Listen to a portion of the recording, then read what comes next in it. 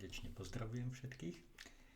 A keď už toľké reklamy sa vás možno pýtajú, či už ste pripravení na Vianoce, či už máte kúpené darčeky, tak ja tu mám ešte takú horúcejšiu ponuku a tá spočíva v tej otázke, či ste pripravení na to, že sa začína advent touto sobotou večer. A chcel by som vás srdečne pozvať do tohto adventu, ktorý si myslím, že asi ako každý rok a predsa niečomu osobitne bude výnimočný tento advent.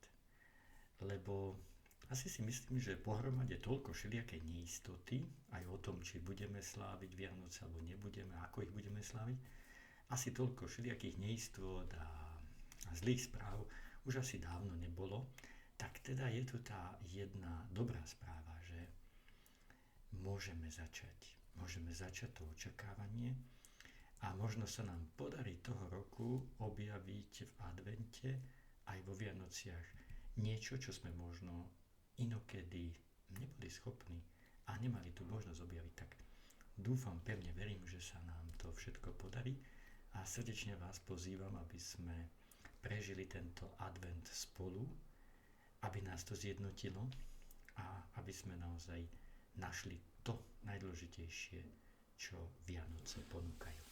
Tak vám prajem krásny večer, na dneska len toľko. No a nechajte sa prekvapiť ďalšími aktivitami.